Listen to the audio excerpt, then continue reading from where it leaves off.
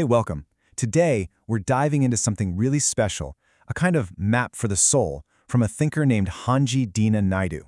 It's a pretty incredible framework for understanding why people do what they do, and it's all about clarity and compassion, not about judging anyone.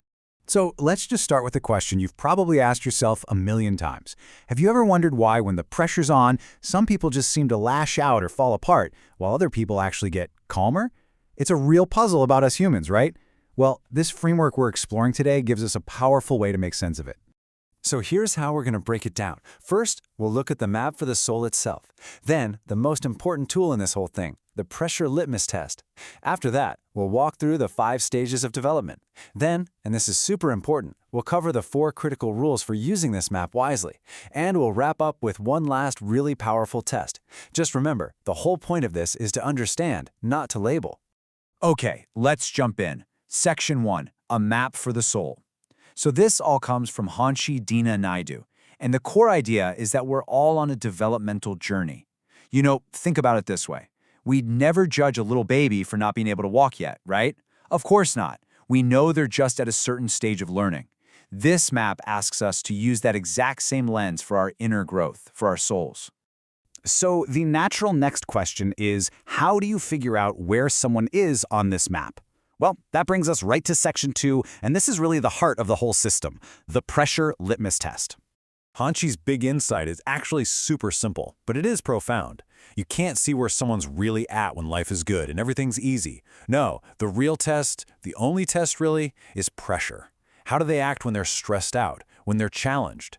Or, maybe most revealing of all, when you give them a little bit of power. That's when you see what's really going on inside.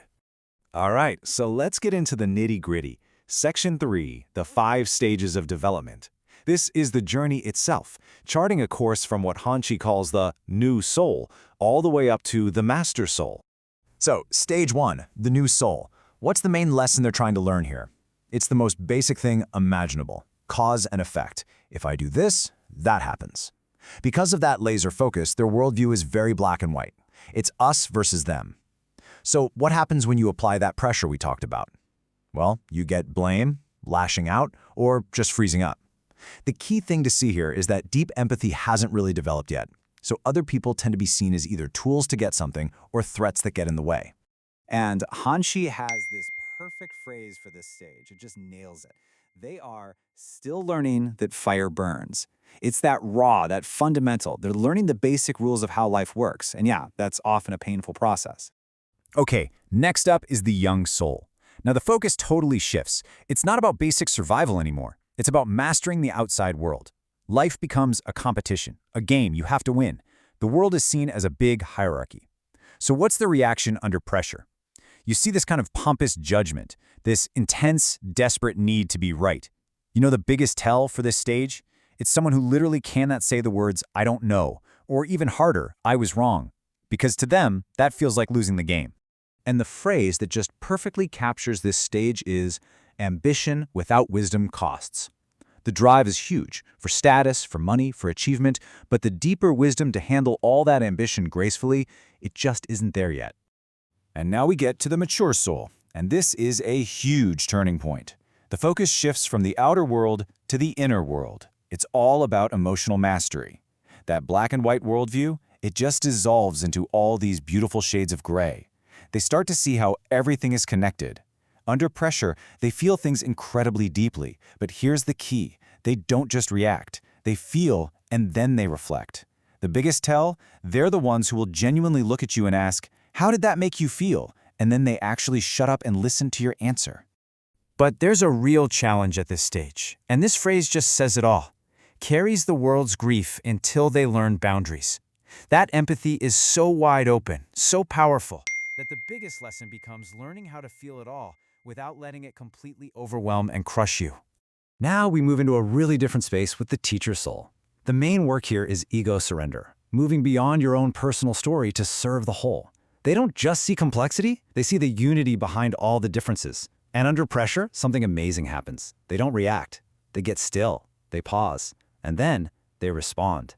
And you can feel it. People just find themselves feeling calmer, thinking more clearly, just by being around them. The whole essence of this stage is this idea that wisdom is what remains when ego is gone.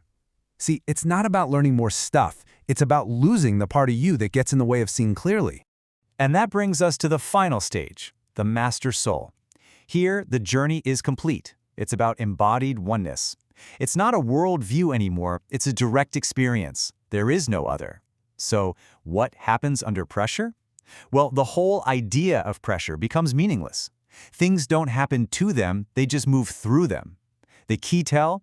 They don't have to say a word to teach you. You just learn by being in their presence. Hanshi's phrase for this is simple as it is mind-blowing. Heals by existing. Their very presence has a positive, harmonizing effect on everything and everyone around them. Now, you can probably see this is an incredibly powerful way of seeing the world. But with any powerful tool, you have to know how to use it responsibly. So that brings us to Section 4, the 4 critical rules. These are like the essential guardrails for this whole framework. Okay, these are so important. Rule number 1, nobody is just one thing all the time. We all have a center of gravity, a home base we return to. Even a teacher soul can have a bad day and act like a young soul when they're totally exhausted. Rule 2, you can't skip levels. You have to do the work of each stage.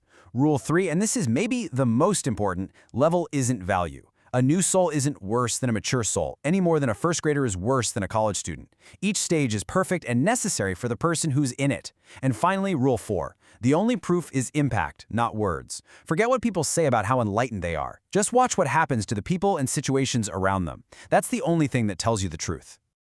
All right, we've gone through the map, the stages, and the all-important roles. Now for our last section, Section 5, where we boil this all down to one final, incredibly powerful test, like a one-line diagnostic for the soul. Here it is. Give them power, then disappoint them. Watch what survives. Whew, I mean, just think about that for a second. This is the ultimate pressure cooker. It combines the influence of having power with the sting of being personally disappointed. What's left over when you apply both of those at the same time? And here's what the test reveals. For the new soul, what survives is just pure, unfiltered rage. For the young soul, it's blame. It's always going to be someone else's fault. The mature soul, they'll feel the pain, they'll cry, but then they'll grow from it. The teacher soul will pause, and then they'll ask, how can I help? How can I serve this situation? And the master soul, what survives is a smile, a simple, total acceptance of what is. So we'll leave you with that. It's a really fascinating tool for understanding other people, for sure. But, maybe its most powerful use is to just turn it back on ourselves. When power and disappointment meet, what survives in you?